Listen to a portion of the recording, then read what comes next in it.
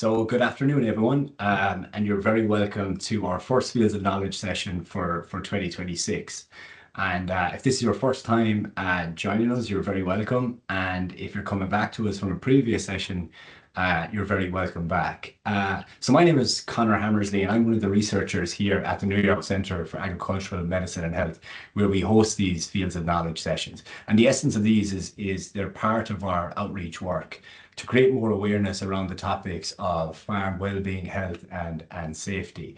And I suppose the backdrop of Fields of Knowledge is all about bringing together researchers, practitioners, and community leaders, to tackle some of the most pressing challenges facing rural America today, and to try and bridge gaps between those disciplines, in terms of academia, in terms of service providers, and then what's most relevant to people in communities. So for today's session is of particular relevance. It's titled Farm Stress and Stress Management During Spring Operations. And today we're going to try and broaden that discussion as much as possible to look at not just stress and how it operates, but also successful intervention strategies that all our panelists have been involved in rolling out in their own specific regions. So just a couple of housekeeping rules before I introduce our panelists. So for all the attendees today, the chat function is open, and we like to create as much of a kind of an inclusive conversation in these sessions as is possible. So I encourage everyone, to use the chat function, to share your reflections on points that are brought up in the discussion today, to drop in any questions or any reflections that you might have that would add to today's discussion. I'm also, as a little caveat, I'm also just very conscious that, the topic can be of a sensitive nature maybe. So people could just be mindful of that, as the conversation unfolds, and if you are placing any reflections in the chat.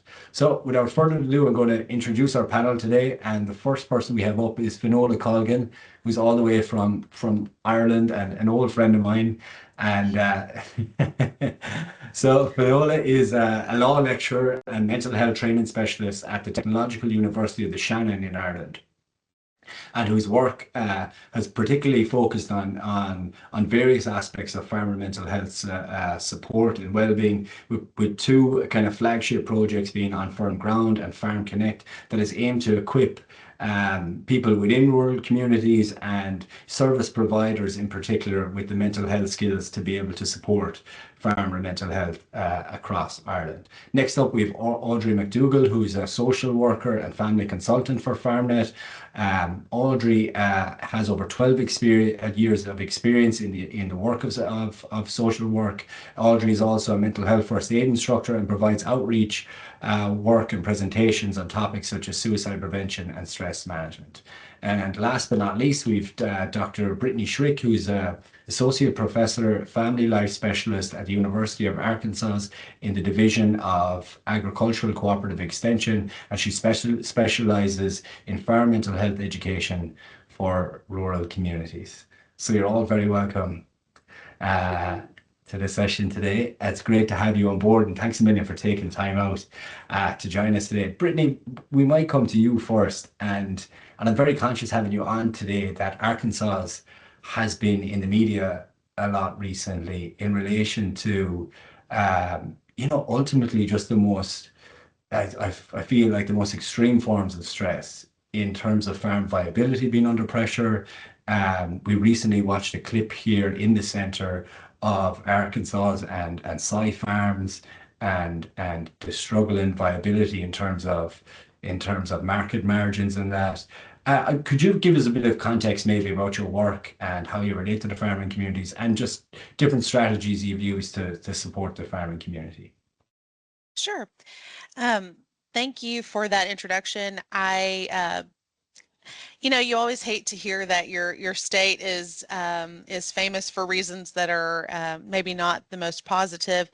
And right now, I feel like our farmers, especially in the Mississippi Delta region, are definitely in that boat. We have, I hate to say unprecedented, but it's definitely Right. something that we haven't seen in decades as far as the level of financial stress and strain that our row crop farmers are under.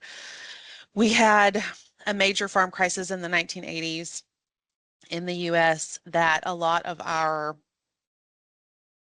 more seasoned professionals in agriculture Right. spaces have referred to a lot as this looking very similar. And a lot of our producers who have been in production for that long or who grew up on farms where their grandfathers or fathers or mothers were involved in that farm crisis, this all seems very familiar to them. Right. And a lot of what we've been doing is trying to get into whatever spaces that we can to speak directly to farmers, farm families, and also service providers who work directly with farmers and farm families, such as lenders, local government officials, Right. people who work in the Department of Health, who work in educational spaces like schools, who would Uh-huh. work with kids who are on farms and would be, under that type of strain, just to try to help them recognize signs and symptoms of chronic stress and also signs and symptoms of mental health crisis. Hmm. Hmm. Because a lot of the questions that we're getting are related specifically to suicide prevention and how can we maybe interrupt what we can see being a logical outcome Right. to a lot of this strain because we've seen it before. The suicide rate among farmers in the 1980s was very high.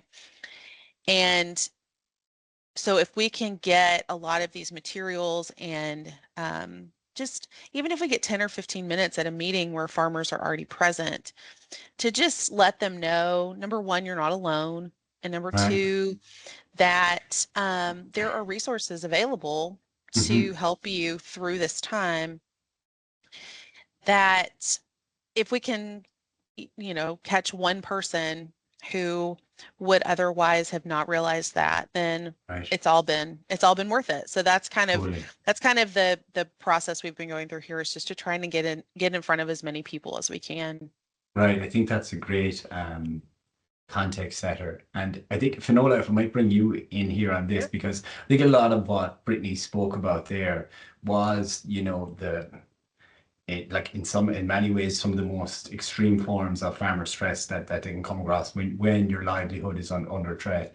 And but so much of the adaptations and the supports seem to need to be targeted towards the reality of the farmers and to meet farmers where they're at, and or meetings or settings that they're already attending to. And I know you've worked a lot in Ireland on different projects that aim at look at trying to meet farmers, in areas that they're already operating at, in response, I suppose, to traditional health services being more set up that kind of where farmers fall between the cracks of those, and not just farmers, other occupations that might fall between the cracks between operational hours, or the space, how kind of spatially sparse or distant these health services can be from occupational groups like farmers. And I know you've worked on in programs trying to bridge those gaps. Do you want to just give us a bit of background into where the angle that you're coming at from Yeah. this?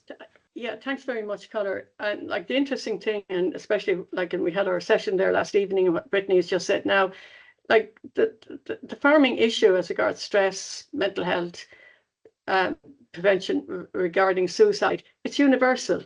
Yeah, And totally. the world needs to know that, and it's very important. And so I liked everything that Brittany said, because we can clearly identify with it. And it was just by chance I heard that in 1949, Roosevelt actually set up the first Health and Safety Week for American farmers. And we have that Health and Safety Week here in Ireland.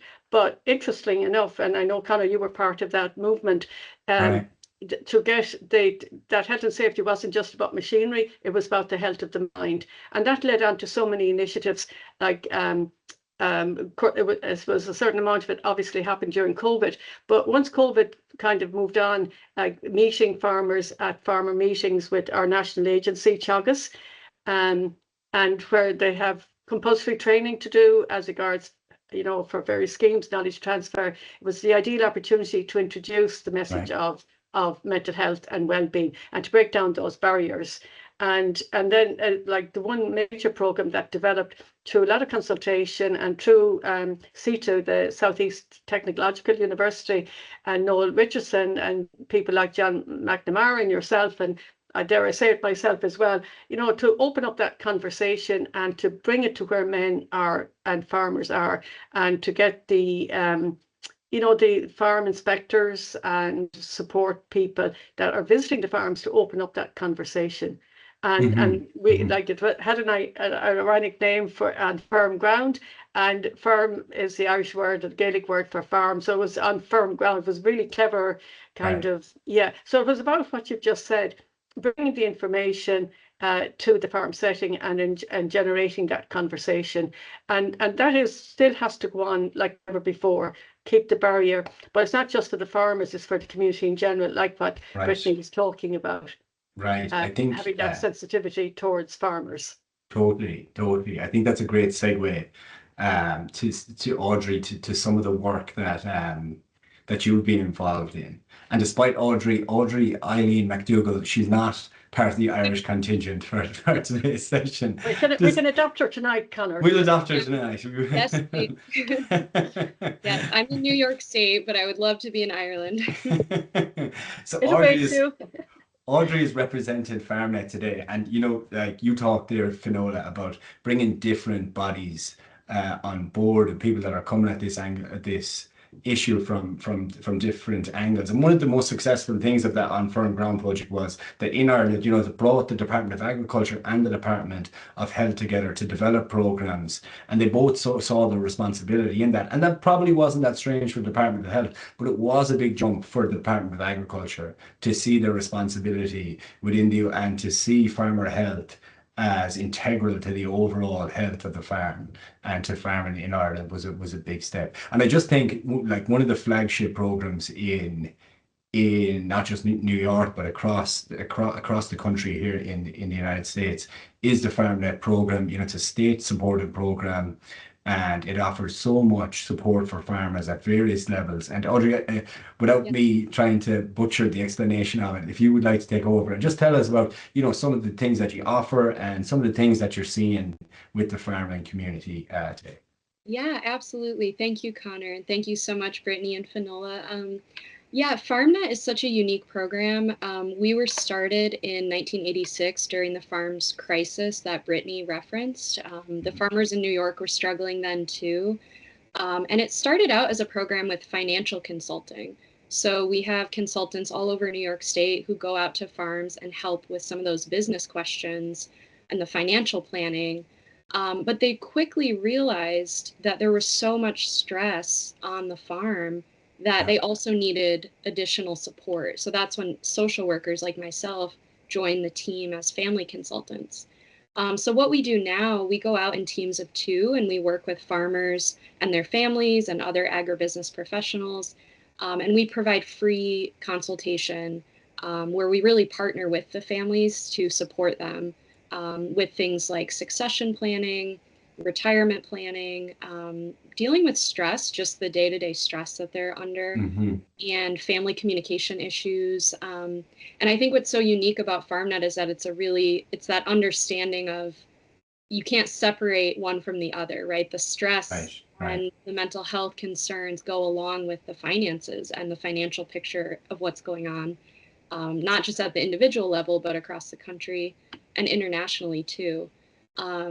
And I also want to add that, you know, FarmNet, while we do come to farmers and we go to their homes and we see them at the family level, we also provide a lot of those outreach presentations, similar to what Brittany was speaking about with suicide prevention. We partner with organizations like the American Foundation for Suicide Prevention, and we give Talk Saves Lives programs. We also give mental health first aid trainings in the community. And so these are really community-based programs that are meant to equip everyone with the tools for how do I talk to someone if I'm concerned about them? How do I bring up that conversation if I'm worried about someone or I just want to be there for them? Because we understand that, you know, not every farmer is going to necessarily raise their hand and say, hey, I'd like some help, please. So we really want to equip community members with those tools as well. And we have, we're a part of Cornell University, so we have partnered with, for example, the veterinary school, and we developed an online course called Mental Health in Rural America that was really targeted towards vet students. I mean, anyone can take it, but it's also for the community of veterinarians, because those are the people who go to the farms, right? They have those ongoing relationships with the farmers. So we want the vets, the nutritionists, the community members, we want everyone to really be equipped to talk about stress and talk about mental health. Right. And I find it's interesting in the sense that because I know even in the work in Ireland, and I think a lot of the work that's being carried out across the United States, the impetus for that has came from people who work with farmers on a regular basis, vets, extension agents, saying that, look, we're coming across these scenarios, these like extreme stress scenarios, and we're totally ill-equipped in our capacity to be able to deal with these things. And I think that's where a lot of the impetus of this work has came from. And Brittany, I might just bring you in there. If you could, in the context of research with all these kind of things and how researchers has tried to progress the field in that and what that looks like, because I know you work very closely with communities, you're also an academic too as well. And what does that look like in practice? Trying to be with the community, using data, using research to advance stuff on again for the community that you hope to serve. So we have we make sure that all of our programs obviously are research-based. That's one of the cornerstones of extension education is, making sure that we're up on the latest research and making sure that we're using evidence-based programs and following them to meet the needs of our communities. One of the issues that we have run into over the years was, making sure that we're actually getting input from the community to make sure that we're meeting the needs that they know that they have in ways that they will respond to, in ways that they can use. And that is one place where we have some difficulty.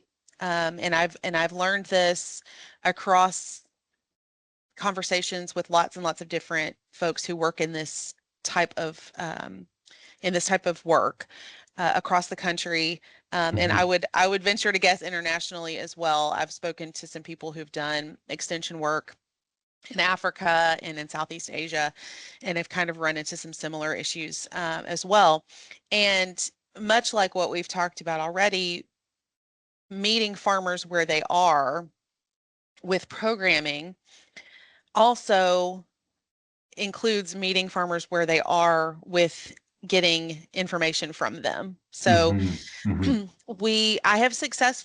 been able to successfully get information from them about kind of survey data.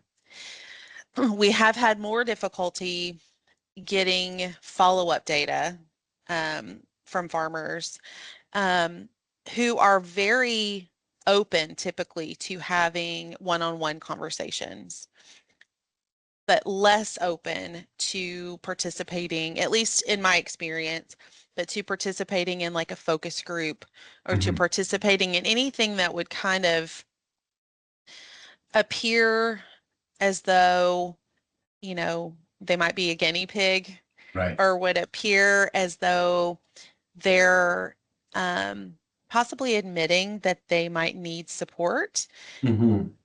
We're dealing, of course, with a very pridefully self-sufficient population, and proudly self-sufficient population. And so reaching out for help is always going to be a difficulty, especially outside the community. So typically you could ask your neighbor for help with a little bit more comfort than you would maybe ask for help from a, medical professional or someone that you don't know personally. And that's part of where training our extension agents many of whom I'm very excited to see are actually on the call today, that to kind of to train folks who are going out into the communities, like what Connor mentioned and what everyone on the panel has mentioned so far, to kind of not only equip the agents, the lenders, the social workers, whomever it is that's going out into the field to do this work safely for themselves, but also to notice and have a toolbox to be able to respond to these sorts of maybe not red flag behaviors, but yellow flag behaviors. Maybe they're starting to say things that would require some follow-up. Yeah. But the Right. person doesn't know how to follow up. I did several sessions of QPR, question, persuade, refer, suicide prevention program with quite a few of our county extension agents and our folks who work at our agricultural experiment stations. And so they do a lot of one-on-one work with farmers. And in each session, there was at least one agriculture agent who mentioned having some sort of interaction with a farmer over the years that they wished they had known what they had learned during the session. They wish they knew it then. And so having those folks who are already trusted, and then from a research standpoint, sometimes we might end up having to come at things from a different angle. And I think sometimes that angle is allowing the trusted person, training the trusted person to be the data collector. Right. Training the trusted person to, how to follow up, how to ask questions, and then where to go to report or to follow up with the person after the fact. And then to some degree, I think it's going to be, figuring out how we can build those relationships. I mean, ultimately that's the goal. Right. I would argue with any research, but in this type of field work, especially, that relationship building piece is the only way that you're going to succeed. Right, because when you think about the farming operation, it brings together so many different disciplines. And if you only have a local behavioral health specialist in the community looking at these problems, we're coming at it from one angle when there's probably about 10 more angles. And I think, building on some of the stuff we talked about earlier on, but coordination, collaboration, co-production, all these kind of things, and people that engage in the food system, seeing their role and responsibility to the welfare and well-being of the primary producers, I think is integral in that. Finola, like we were just thinking back to our conversation, our check-in conversation that we had yesterday, and you mentioned, I think one of the things you were talking about is how we, like when we talk about farmers in society, that how it can often come from like a deficits perspective. And as even and you made me reflect even on the title of today's conversation, like stress management in farming operations and that, and and to come at these kind of things and from more positive angle. And it kind of reflects too also how farmers can be viewed in society. And while work is very stressful in that, if you can see yourself in the wider macro space, I suppose not being respected for the work that you do, it can kind of further compound stress. Would you like to just share your thoughts on that again? No, it was a great conversation we had last evening, Connor. Yeah, like and Brittany mentioned the word there, self-sufficient, and farmers, like people kind of tagged them with that, self-sufficient, go to farm or get support, but that's all fine. But in real terms, like a farmer no more than me or you, we're all human. And just by way of interest, like I do have a husband for a farmer, or a farmer for a husband, even though I think at times he doesn't think he has a wife. But one of the things I kind of recognize in all of that, Connor, and what we were saying last night, like I have a work outside, the farm situation. So I'll toddle off and I'll go to work and I'll stop and maybe have a cup of coffee or meet up or whatever. because my work is interesting. But when does the farmer have that opportunity? And the other thing, like if we work in an organization, they have to be compliant with,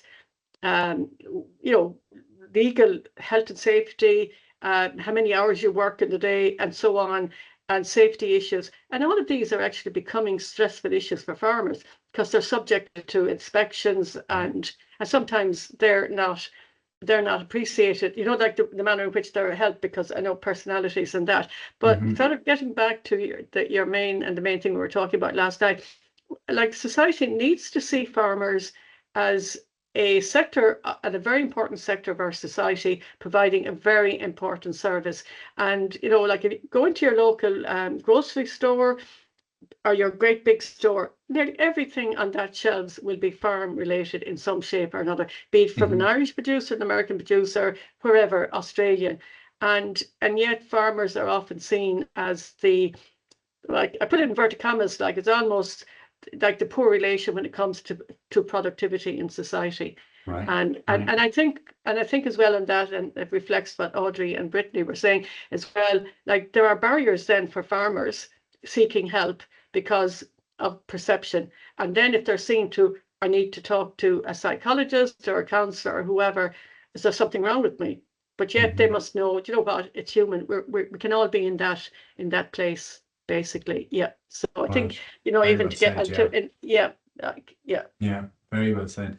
And I'm just thinking there, and even because it's sometimes very easy for people in this space, and we can constantly talk about the challenges or the stress related aspects of this, and it can be difficult to come up with solutions for this. And I know that's the area that you're involved in, Audrey. And would you like to speak to any aspects that, when you meet farmers and, as Finola said, it's not as if like animals or land takes a day off, it's always there. And for people to have, to like time management, have resources in place, have, all those kind of things. What type of advice, if there was farmer listening in today, that you think might be helpful?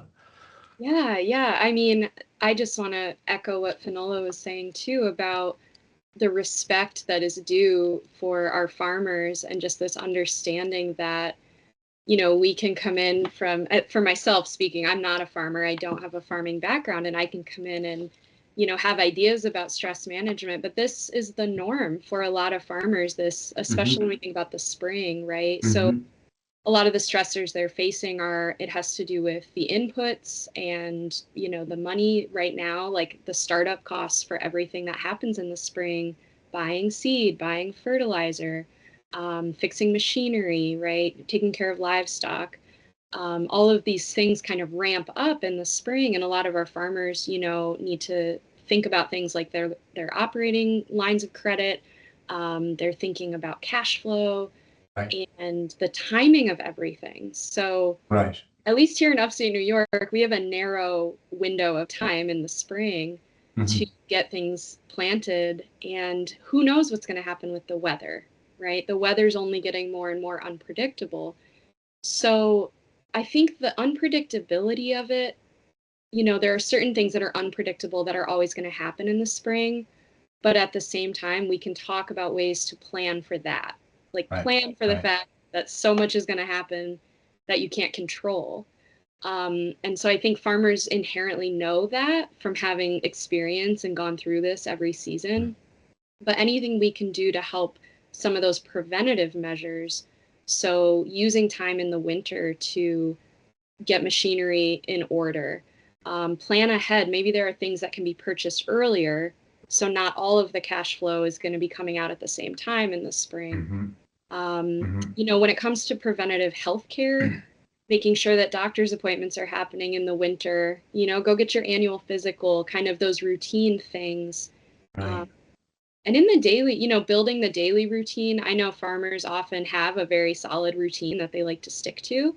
But in the spring, stuff is happening, right? So when there's calving, there's lambing, those things don't happen on a regular schedule. So as if the farmer can ground themselves in a routine sleep schedule and keeping track of their nutrition and just their routine meals, the basics, right? Those are the things that can anchor someone when we know everything else is going to be busy.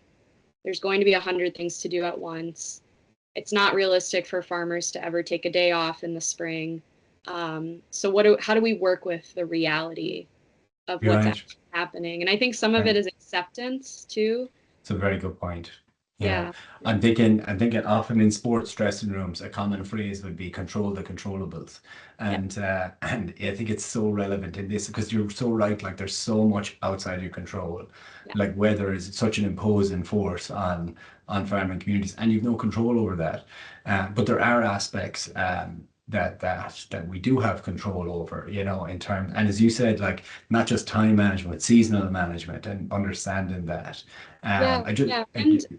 I was just going to say, and prioritization, just helping farmers prioritize, if 3 things are happening at once, how do you know which thing you need to address or which thing you're going to tackle first? Mm-hmm. And I think some of the farmers I speak to, when they're very overwhelmed, it's because 3 or 4 or 5 of the unpredictable things all happened at the same time. It's the accumulation of it, yeah. So even taking a moment, when I have a check-in with them like once a week on the phone, even taking a moment to help them, okay, let's slow down, let's think about it. What's the one thing you can do today first? Like what needs to happen first, second, third, that type of strategizing can be helpful. Yeah, I was just going to come in on that, Conor, if I may. Yeah, it's really a summing up of everything you've said. Like there are things we can control and our things, and that to focus on that positive, like what is it I can control? And as Audrey has just said there, like you wake up in the morning and there's about 5 or 10 different things to be done, but start off and do one and just keep moving on to the day. And like things that you can control is you can ask for help. Just break down that barrier, say, I'm struggling here, I need help. And it might be make a phone call to a neighbor, or it could be from within the family. And I think one of the things perhaps we haven't really highlighted significantly, but we do understand it, like farming isn't about the farmer, it's about the family. And I know you've already said that. And who in the family can bail me out or whatever, but just to realize it's human for things not to go well all the time, but to think what it is I can control. Yeah, such a straightforward but such an important message. I just see the group chat. There's a couple of comments in the group chat, and I just to encourage all the attendees to please feel free to share any comments or reflections that you have. I see Matt has one comment here. I was planting corn last spring and listening to the Wheat Pete's Word with Peter Johnson from Ontario, Canada. He had a farmer write to him that spring is the most anxious season of the year. You don't know if the decisions you make are correct, and you won't find out if they were until way past when you can do anything to change your decisions. So I think that's such an accurate point. Stress management has a big impact on farm profitability. The poorer your decision-making ability, the poorer your decisions. I think these things are so important. And you know what, Brittany, I'm just thinking there about everything that said. So much is about acknowledging the reality of that. And like I think some of the stuff that we acknowledging kind of the expected stressors, because as Matt said there in the chat, there is so much that the farm depends on for the rest of the year will happen in spring, and there's so many factors in that are completely out of your control. And then I'm also thinking of the more wider factors that Arkansas is experiencing in terms of the price that farmers are being subjected to. You know what I mean? That completely undermines their sense of purpose, I think, in society. I don't know if you want to just come in on that whole topic again. So one of the things, so let's see, Matt, was it? Yeah, Matt, thank you for bringing that up. One of the things that I do try to bring up with farmer groups that seems to have cut through a little bit, I'll see some kind of light bulbs go off, is that your mental health does affect your decision making. And so being aware of those stressors, because stress is such an expected part of farm life, a lot of farmers will just tell you, I'm not stressed, which of course they are, but it's just the way they always are. Um, and or they'll say, well, I mean, that's just part of it. Stress is just part of it. Well, yes, but there are the expected stressors, and then there are the chronic stressors. And those Mhm. chronic stressors do intense damage to the body over time. If you know that you're going to experience, that springtime crunch, that Mhm. might be a couple of months, which is not nothing, but it is a couple of months of expected stress that you can prepare some for. And then you're maybe able to make better decisions about the things that come up unexpectedly because you've done some Right. pre-work ahead of time. But if it's constant, it you're also going to decline over time. So if you were already stressed, your starting point is lower than what it would be if you were not Mm. stressed. So your decline is going to be starting from a lower spot.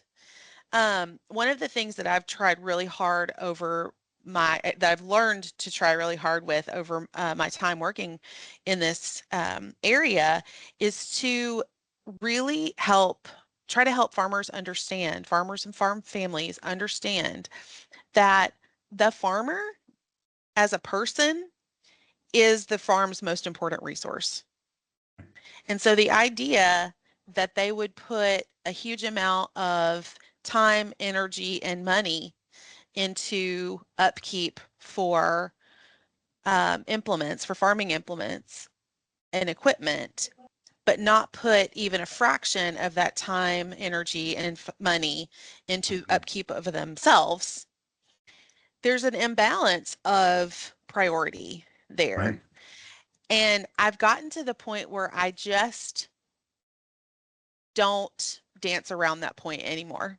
Right. I just come straight at it and I tell them, Mhm. look, I know you are all concerned about your legacy.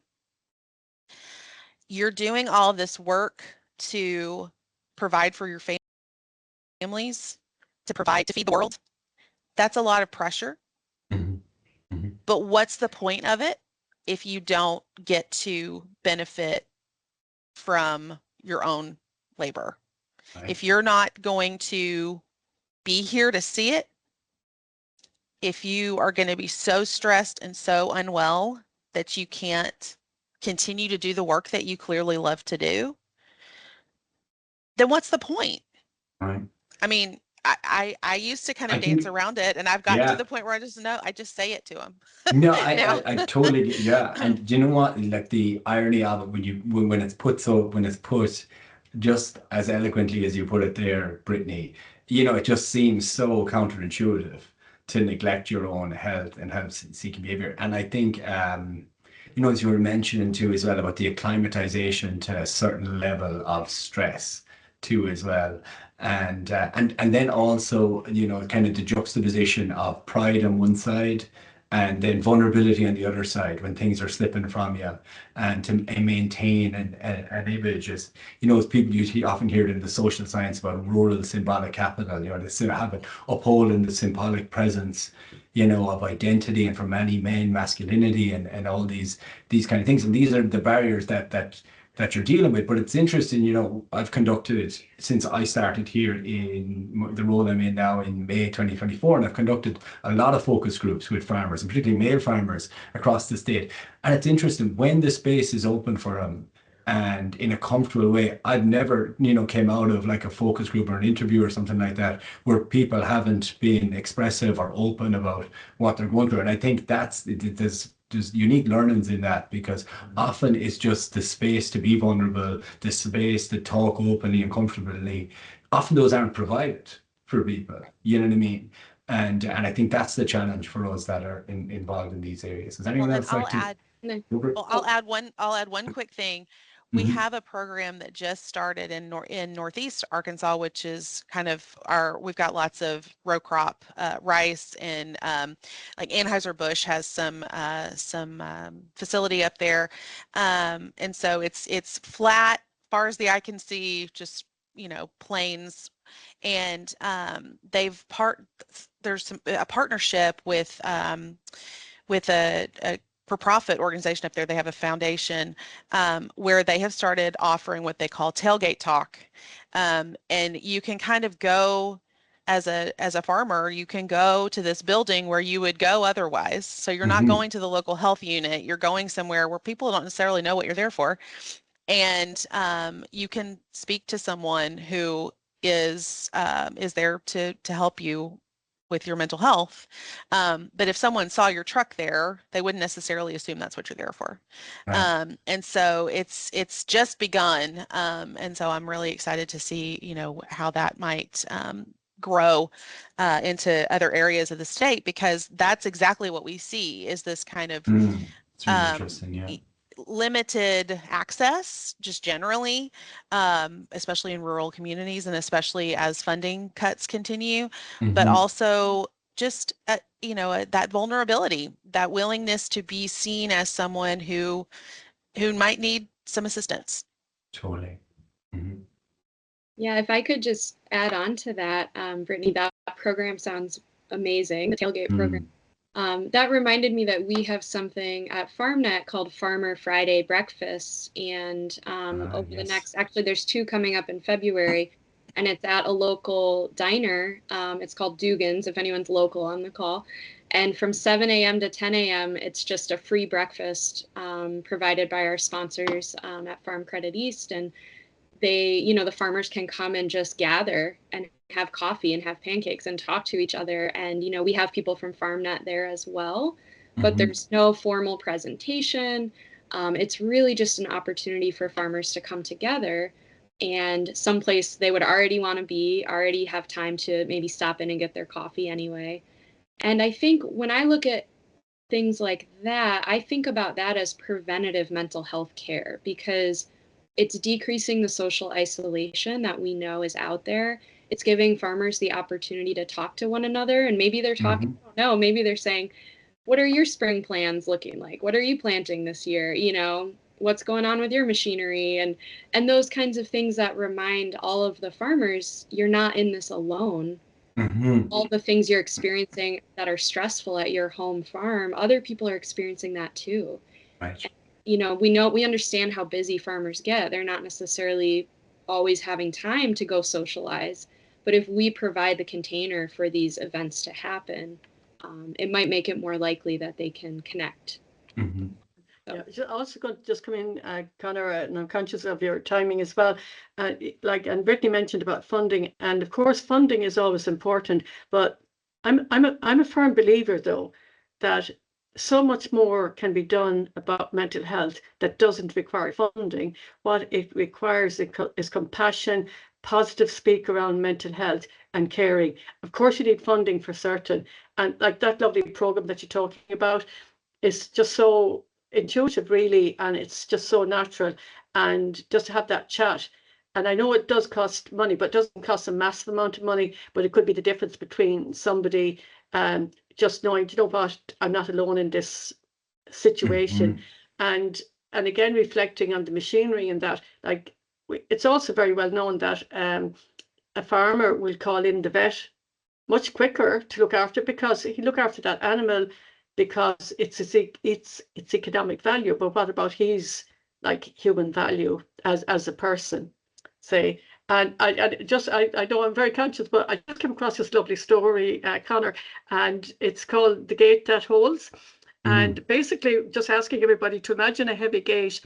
It's strong, built, I'm reading it out because I mightn't get it right otherwise, built to last, and it holds firm through wind and rain. And we know what's going on with the weather right across the world right now. We had a massive storm there recently as well.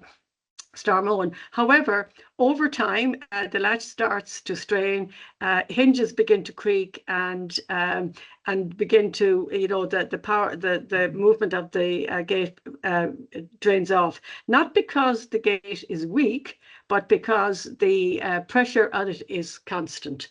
So what actually resolves that pressure? So if you come along with your 3-in-1 oil or whatever, and oil the hinges, tighten the bolts, and give it a coat of paint. So the gate did not need replacing, it just needed to be looked after. I just have such a lovely image, and that's perhaps what we all need, like, because the gate in farming is don't open the gate and not close the gate, otherwise you could be divorced, and who let the horse out kind of thing. So I just thought it was just a nice little, and I just wanted to share it with you and anybody that's listening there. Yeah. I think that's lovely, Yeah. Yeah. Guys, we're just coming up on time. Would you like to share some closing messages? I think from the last conversation there, reflecting on some of the stuff you talked about there, Audrey, and like the tailgate program you were talking about, Brittany, like connection is the antidote to so much of these things. That it can offset so much like stress and stuff. I think when you're when you're going through stressful stuff and you're isolated within that and you feel like you've no like connective output outside of that, it can make things extra difficult. Would anyone like to come in with some like closing messages or closing thoughts from the chat today? Could be the start of a whole new conversation again, Conor. But I think the message we're all seeking is absolutely to respect farmers and make them be part of our community, and because often they are seen as the objects of causing climate change and so on, but we all have a part to play in climate change. We all have a part in contributing to it, but I just think like our society would be so much less if we didn't have green fields and farmers and farmers as neighbors.